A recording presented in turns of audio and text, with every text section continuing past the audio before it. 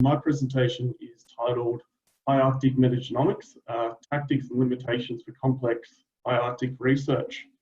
And as per usual with a lot of these kind of presentations, I'll just start by talking a little bit about myself and my research project itself.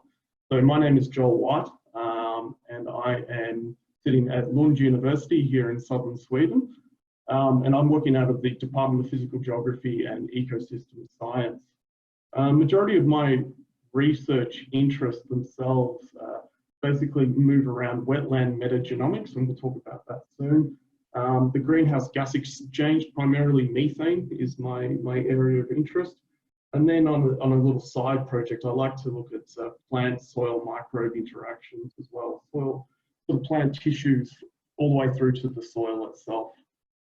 I'm currently in my second year, towards the start of my third year of my PhD, and my title for my PhD is Captured Metagenomics Reveals the Functional Potential of Xenogenic archaea through Temperate, Sub and High Arctic Wetlands. And if you have a look at some of the images here, you can see the sort of work that I do. If you can sort of see my cursor, we've got anywhere from our research sites from Abisko here, we have Zuckerberg, which I'm going to be talking about before, and some more sort of southern temperate or hemiboreal sites that I'm working on as well. I'm going to talk a little bit about those projects before I jump in about the main topic itself. So we can see on the right hand side we have a Google Earth image, and I've just sort of drop pinned 4 of my research sites. The very furthest south one is the manuscript that I'm working on at this stage, which is a wetland site just in northern Skåne, which is the southern tip area of Sweden, where we're just looking at vegetation types as a dominant area in the metagenomics that work with the methane cycle. If we move a little further up north, you can see just outside of the, between Oslo and Gothenburg region, we have Skågerud, where we have another peatland site that we actually did a study between 2017 and 2018, primarily looking at the drought effects in the microbial communities and their responses to drought in that area there. Moving a little further up Sweden, we start to get towards my Arctic sites, and the first Arctic site is the subarctic area, which is Abisko area there. And so people, if you're familiar with peatland research, will be very familiar with the site of Stordalen. I chose not to work on Stordalen. I chose 3 different peatlands in that area, and the main thing that we focus on in that research there is responses of microbial communities to different rates of permafrost loss. So we have 3 sites just outside of the Abisko region, one being up towards the Norwegian border where permafrost has completely disappeared. The second site down closer towards the Stordalen area, or the 2 sites there where we have a site with a slower loss of permafrost, and then one that's got an actual relatively stable permafrost area there. And we're using that as to look at the responses in a lot of different aspects. It's a big paper with a lot of different authors on that there as well. Now, finally, if we jump across the Norwegian Sea towards the east coast of Greenland, we have the Zuckerberg site, which is a high Arctic site, which I will talk a little bit about now. Now, before we start talking about the actual research itself, I want to talk about the motivation as to why we chose a site like this and why we want to research in these areas. And it's been summed up perfectly by a colleague of mine, Dan Metcalf, and the authors that worked on a 2018 paper. And if you're familiar with Arctic research, you probably have come across this paper that was published in Nature in 2018, where they basically compared all different areas of research in the Arctic zone. And I'd like to just start out by reading this quote here. I think it kind of puts this little sort of research area in perfect context. So from Dan Metcalf's work itself, we find that 31% of all study citations are derived from 2 sites located within 50 kilometers of just 2 research sites around the world. First, Tulip Lake, which we can see in the right-hand side of the picture here, located in the USA, and second, Abisko on on the left-hand side, located in Sweden. Furthermore, relatively colder and more rapidly warming sparsely vegetation sites are undersampled and are unrecognized terms of citations, particularly in the microbiology related studies. So that puts my PhD in a nice place because I work with microbiology and I also work in a slightly more remote area. I mean, I do have one site being Abisko itself, but I do also work in Zuckerberg. And if we move on to the next slide here, we can put that quote into a little bit of context. Here we can see that sort of pan-Arctic region. We have Greenland here. We have the northern Scandinavian countries up the side here, Russia, Siberia, moving around to the North America and the Canadian coast here. If we look at plot A here, which is the density of field sampling locations. So it's sort of, they've done an index on this map here of how many field sites have actually been investigated. And this index, you can see, we have, 2 or 3 hotspots around the world. We have obviously this northern area here, which is the Abisko Research Station. We also have the Tulik Lake area here, and then a few other ones. We have, I'm not too sure what these sites are, but we have Russia, Siberia, and then probably the Hudson Bay area moving down here. So what this paper is saying that there's concentrations of research occurring in the Arctic area. And if we look around this pan-Arctic map, we can see, lots and lots of areas that are under-investigated. The second plot on the side here is the citations that surround it. Okay, so you've done the research in the area, you've put out a paper, and people have cited that paper itself. And again, those hotspots are the same, again, Abisko Research Area, Tulik Lake, and it's an obvious reason why, because the facilities in these research areas are fantastic. So as a researcher going to these areas, it makes your life, your research a lot easier than what it would be going to a much more remote area. But are we missing something by doing that as researchers? Are we missing something very important? Are we not capturing all the necessary processes in these sort of Arctic environments? And that's one thing that this paper addresses, which can be a little controversial, but at the same time, I think really important that it's done. So that puts my presentation into a little bit of scope. The areas, are these areas researched well? Is the Arctic covered well? Or is it in just 2 hotspots, and are we missing processes? And we may be. And I'm going to talk a little bit about sort of more logistics as to why this sort of situation could be happening opposed to what could be nicely done. And if we remember, we also do have the northeast Greenland coast here, which is Zuckerberg Research Station, which I'll be talking about. And you can actually see it's not perfectly dark blue. So I have to be 100% honest, even when I do say that Zuckerberg is a remote area for research, it is relatively well researched as well. So it's not the Siberian coast up here that's probably never been visited by any human themselves.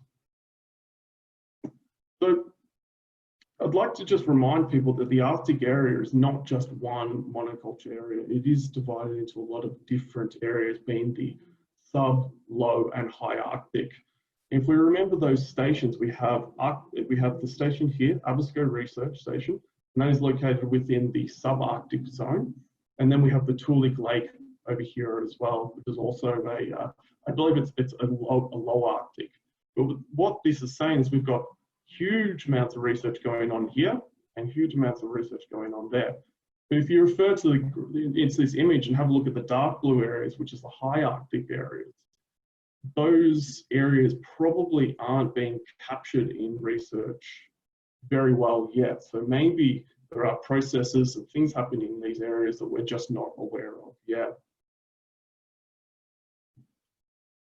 So let's move to Zuckerberg Research Station itself and the Zuckerberg Valley. We have a really nice picture here by Kay Punka, which was a Finnish photographer And he was hired by the ICOS research station to go around to some of their stations and just take some really nice photos. So this is definitely not my photo. I'm not talented enough to capture a beautiful image like this. But if you have a look here, you can see we have a picture of the peatland, the mire, the fen, where I do conduct my research. And if we were to put it in context, an average yearly temperature in this area here, a high Arctic area here, is averaged out at about 6.8 degrees, and that's across the whole year. Obviously, much lower temperatures during the winter and high temperatures during the peak summer. This summer when I left, last summer when I left, I think it was about 20 odd degrees. So a high Arctic site was experiencing quite high temperatures. The average precipitation for this peatland area itself is 229 millimeters, and most of that precipitation falls in snow. So you can see in this image here, this is probably either a late spring or, like a spring or early autumn sort of, no, I think it'd be spring, where you can see still a bit of snow cover up on the mountains around there. And most of that snow, as it melts, then feeds these fens and these little peatland areas through here. Now, this area itself has a very shallow peat layer, a very slow accumulation of peat itself. On average, it's about 30 centimeters deep, which is quite low if you would compare that compared to my southern sites. It is underlain with a continuous permafrost area. However, I'm sure that is maybe not 100% right now. Maybe we are experiencing some different areas there, and I have seen Maria is in the chat, and maybe can speak a little bit about that later. And has a relatively deep active layer of around 70 centimeters. Active layer being the area of soil that is not continuously frozen, which sits above the permafrost itself.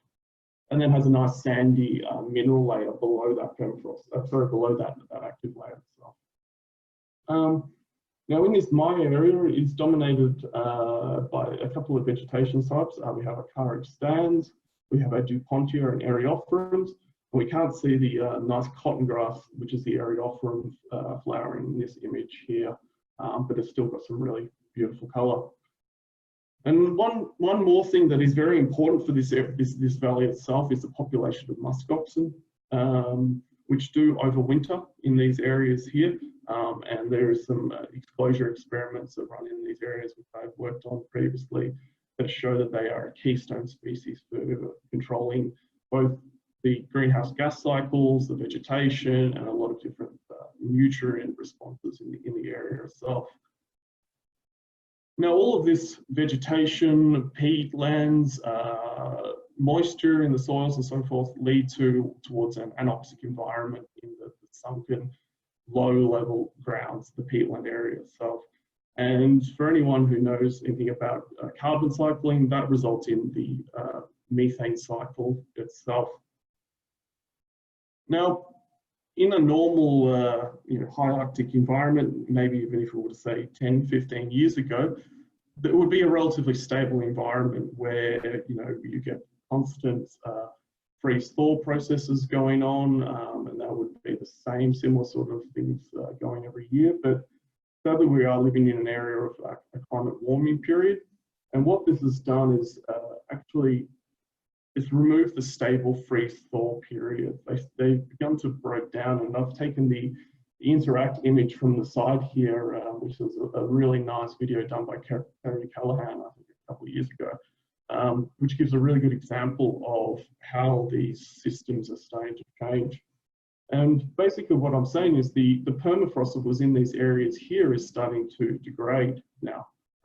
And even there's evidence of this in the high Arctic now, which was maybe even a few years ago people were saying is not changing, but it is starting to rapidly change now. And a lot of this sort of loss of permafrost is due to the increase of air temperature, which is then let down through to the soil temperature, and has begun to create hollows in the environment itself. And those hollows begin to fill with water, either due to the snow accumulation in them or being just in the lower area. And then that water itself adds to the loss of permafrost by insulating the soil surfaces down below. Now, following this sort of build-up of water in these sort of hollows, it usually is followed by different vegetation which grows along the side, being our Eriophorum sedge species, which can exist in anapsic environments. And you lose the shrubs and bushes and the diverse grasslands in these areas as these type of species move in, which is really well documented in the sub and low Arctic areas, but not very well documented in the high Arctic areas. Now, what this all leads to is an increase of methane emissions. And the methane emissions, I just want to put into context here with the global methane budget. Now, methane itself as a greenhouse gas is 28 times more potent than a CO2 molecule. So it's much more efficient at capturing radiation coming in from our sun. If we look at this image on the side here, we can see that the methane budget, e.g. the sort of concentration of methane in our atmosphere in ppb over the last 800,000 years, has been up and down as you progress through the years itself. But on average, if you were to put a line through here and plot it, you may have an average of around 500 ppb per whatever year itself. However, if we move forward and into our future, or our more present time, we can see that there's been a really large spike in methane. And I've just gone backwards. No, here we are. And we can see that that spike is in a much larger concentration of methane. And if we use this little section here as expanded, and we can see a 20-year period where we can have our interannual variability, but it's all going up. There's a slight a sort of period here where it leveled out, but then again, in the last 10 years, we've been going up constantly. So it's important that we understand why this methane concentration is increasing, where it's coming from, and maybe what we can do to work with it in the future. Now, Dean et al. In 2018 released a really great paper which synthesized, it was a review paper of methane, and they divided up the sources between natural and anthropogenic, and then the total sinks into it as well. They use a bottom-up and a top-down modeling technique to come to these numbers. But what we can see is that natural wetlands and the peatland areas like I'm talking about are the biggest contributors to the methane budget from natural sources themselves. If you were to add up all the remaining other sources of methane from the natural side, they would be just over, each year we've got 185 units here versus 199 total sources themselves. So natural wetlands make up a really large contribution of this. We also have our anthropogenic sources, what we're doing, how we're releasing more methane to the atmosphere as well, and agriculture and waste is the biggest contributor there to our sort of amounts. We have sinks as well. We have the tropospheric OH sink, which is a radical which reduces methane in the atmosphere, which is the biggest one. And then we also have the soil uptake, which is quite low, but still quite a large error margin for it there as well, because it's not particularly well understood yet. So what we can see is these areas are important to research. It is important for us to understand what's going on, and generally in traditional research sort of areas, you would use a lot of these common techniques to investigate these areas here. So of course you're going to measure the greenhouse gas analysis. You're going to measure it by using a closed chamber here, and we can see this is in the Zuckerberg Valley. We have a closed chamber over what we know as a hummocky fen, and we're measuring the concentration of methane. They've also got in the original photo that I used just before to describe the Zuckerberg Valley, an eddy covariance tower, which also measured that on a much higher temporal scale. You would investigate the soil properties, pH, water table depth, soil moisture, the vegetation that are in these areas, how they're contributing to it as well, and then use your meteorological data as metadata to support your investigation itself. Stable isotope has also been a really big contributing area of this research field itself. But now we're moving into a new area of research, and that is the genomics area.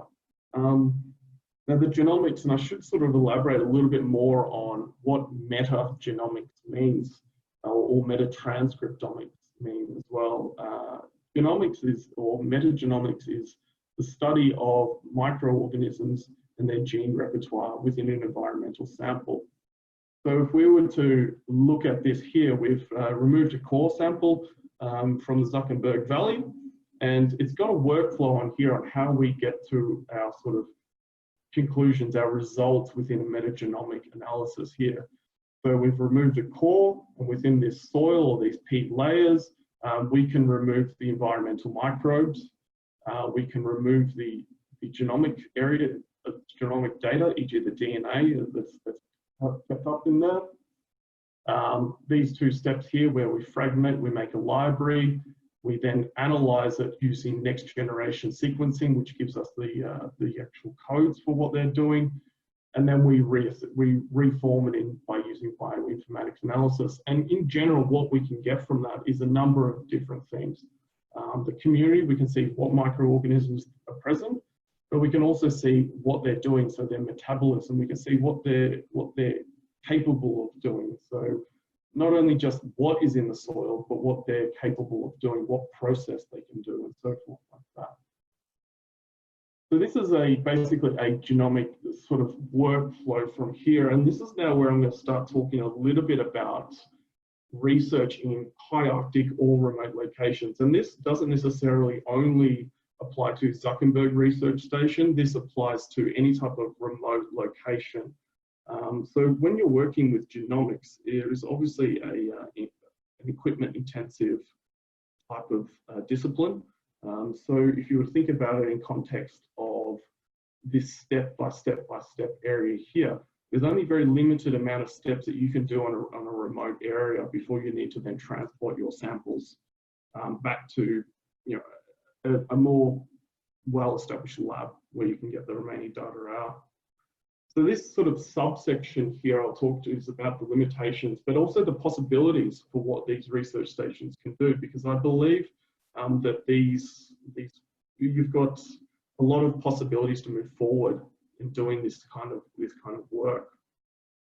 So I've just put 3 dot points here on the limitations side of it, and it's divided into sample collection, storage, and transportation from the site here. I'd like you to remember, you know, where Zuckerberg Research Station is. It's on the high, you know, northeast side of Greenland. For me as a researcher, I need to go from Lund University across to Denmark, from Denmark up to Iceland, and from Iceland across to the southern part of Greenland, and then sometimes 2 to 3 stops up until we reach the Zuckerberg Research Station itself. So you can see an image here where we've got lots and lots of different things packed. And that can be one of the things is just how intensive these sort of projects can be. So let's talk about sample collection and what is experienced in these remote locations. First of all, you can see we've removed a core here. In an ideal world, if you were to remove a core, you would then want to have it sterilized, rinsed, before you then use it on your next plot allocation. And in these sort of high Arctic or these remote locations, the reality is that you will only just rinse your core afterwards with either water or ethanol or any type of solution that you can get to clean the instrument itself. So you run the risk of like a cross-contamination happening between your different areas that you're sampling on. Now, there is, however, possibilities that can help with this kind of sample collection. You know, you can have pre-made chemicals that can help store it. You know, peroxide, all these sort of things are really good for using. You know, cleaning this equipment itself. But in the example of Zuckerberg Research Station, and by no means am I saying that Zuckerberg Research Station is a bad one. I'm just saying that you know, these kind of chemicals aren't actually available, and they are restricted in these areas. Moving on, so if we've imagined we've been out, we've collected our samples, and we want to bring them now back to the lab at Zuckerberg Research Station. Now, in a normal example, what you would do is you would actually snap freeze these samples using liquid nitrogen, and then you would transport it again on dry ice so that you would stop any type of activity within your environmental sample itself. So there is a lot of information or a lot of details out there on sample and storage sort of protocols, I would call them. And I'll put another quote here, which is from Trimble et al., which is basically a field guide for metagenomics that they wrote. And it says that the proper storage of a sample also plays a role in overall sample quality. Storage variables such as delay before storage, storage temperature, and storage time can drastically affect the relative abundance of microorganisms. So if we put that into context, we've taken our sample. In our example, we can store it on ice itself, and we've got to walk our way back to the research station, which is a half-an-hour walk, which is not the end of the world. But then you can see that time, okay, is starting to work against us. So the temperature is also starting to work against us, but it can get warmer and warmer as we go on. And then the delay is also working against us. So in an ideal world, like I said before, we would either snap freeze the samples in liquid nitrogen. Now that's not available at a remote area. We would also transport them on dry ice, again, not available at a remote station itself. And then once we arrive at the lab, we would store it at a -80 freezer. Now, a lot of these stations have either up to -20, which is good, but not ideal by any means. So the reality is that we are starting to create somewhat of a little bias by just doing what we're doing here. The lab work itself is where you start to lose out. Now in this example, we can see some images on the side here. This is SciLife Lab up in the top left-hand side corner, which is located up at Uppsala. And then below that is the lab at Zuckerberg. You can see that it is a great space to work in, and I've had probably some of my best lab work there itself, but it is facility limited. For example, you have to supply everything all the way down to your pipette tips itself. So the basics, what I would call basics consumables of a lab, aren't available in these high Arctic areas. But it's not all bad news. This sort of research can be done, and there is a sort of a forward movement in a thing called the Oxford Nanopore technology. And you can see there is a sequencing instrument being done here in Antarctica. There is some limitations with the Oxford Nanopore sequencer and its actual workflow itself, and one that it can be highly inaccurate.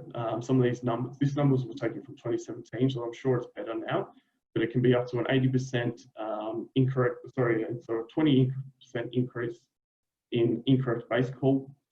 The low yields can make it expensive as well, and then the post-bioinformatics can also be difficult itself. Now, I think we're going to probably finish up there, but I'd just sort of like to finish up by saying that when you say that some of the facilities are not up to scratch for these type of experiments, I want everyone to be well aware that these experiments and these kinds of research is relatively new and novel. So it's a case of that these research stations are starting to catch up. And I do believe that these facilities will catch up and they will provide the necessary equipment once this type of research field really establishes itself in environmental sort of genomics itself. Now, before I do finish up, I will just say a big thank you to Interact, because Interact is or are the people who do help out with this. I was given a transnational access grant, which allowed me to go to a research site and allowed me to expand this little bit of genomics itself. Without these sort of grants themselves, I'd probably be doing more research in temperate wetlands. So high Arctic ones were accessible because of this. So a big thank you to Interact. And I think we'll finish it up there because it's about time.